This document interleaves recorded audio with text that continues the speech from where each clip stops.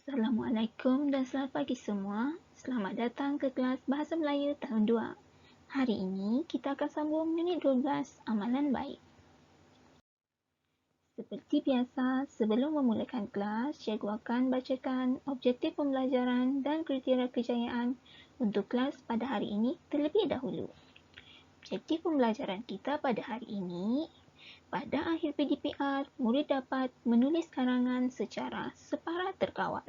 Manakala kriteria kejayaan kita pada hari ini ialah pada akhir PDPR, murid berjaya melengkapkan karangan menggunakan perkataan dan frasa yang sesuai berdasarkan gambar, serta murid berjaya menyalin karangan menggunakan kaedah penulisan karangan yang betul.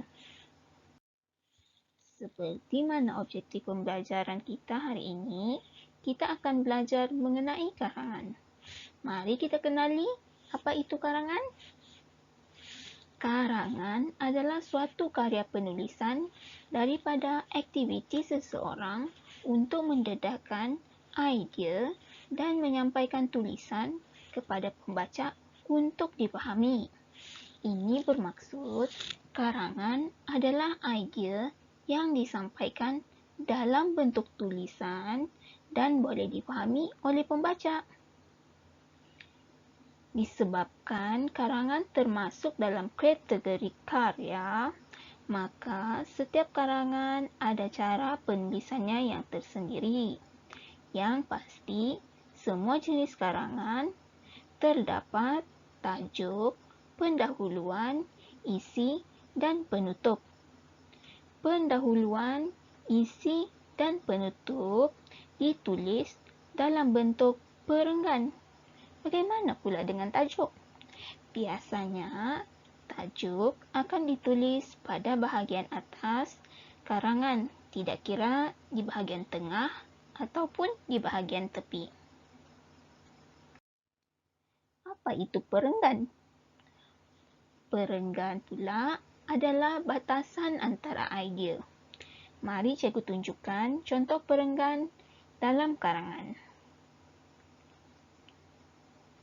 Dalam contoh ini terdapat 3 perenggan.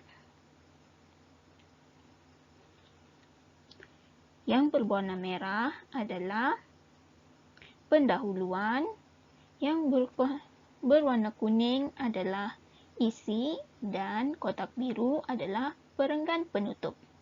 Semua karangan ada 3 perenggan saja?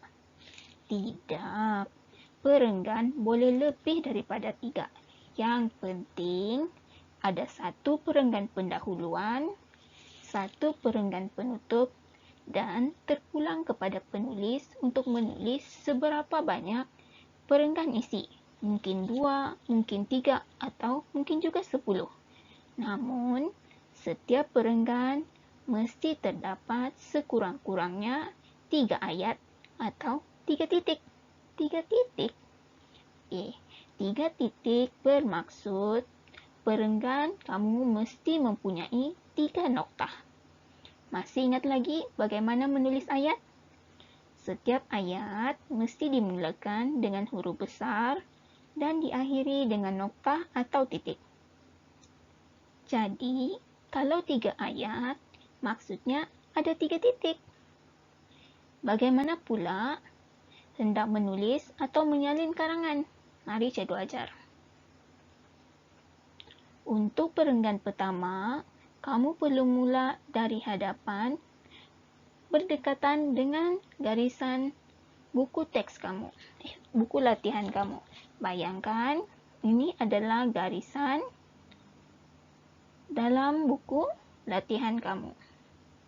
Kamu perlu tulis pada mula garisan sehingga hujung. Hujung mana? Hujung garisan kanan buku kamu seperti dalam contoh. Kemudian salin sehingga hujung, sambung di bawah, salin sehingga habis perenggan pertama. Setelah habis, kamu perlu buat apa? Kamu perlu jarakkan satu titik, satu garis. Kemudian, buat anak panah dari depan, dari garisan hadapan seperti dalam contoh. Kemudian seperti tadi, salin tulis dari hujung anak panah sehingga hujung garisan. Tetapi untuk baris kedua, kamu perlu mula dari dekat dengan garisan. Salin hingga hujung, kemudian tulis seperti baris kedua. Dan salin habis perenggan. Begitu juga dengan perenggan seterusnya.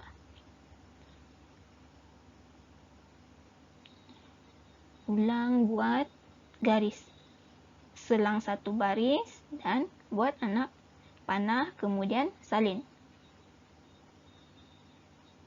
Begitulah seterusnya jika perenggan lebih daripada 3 perenggan. Cuma perenggan pertama sahaja kamu tidak perlu tulis anak panah. Akhir sekali kamu akan nampak karangan kamu seperti ini. Boleh faham semua? Pastikan perenggan pertama dekat garisan, perenggan kedua jarak dari garisan, dan perenggan ketiga dan seterusnya sama seperti perenggan kedua, jarakkan dari garisan.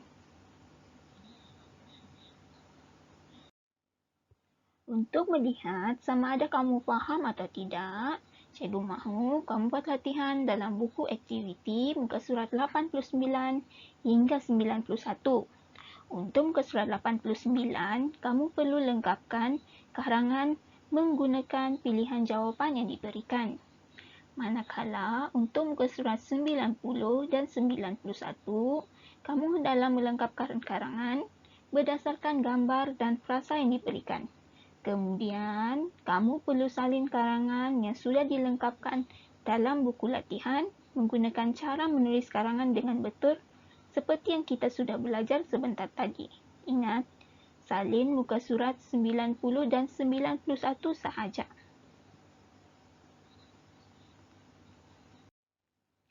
Sampai di sini saja untuk kelas kita hari ini. Jangan lupa siapkan latihan tutorial dan komen OK di ruang komen di bawah. Terima kasih kelas.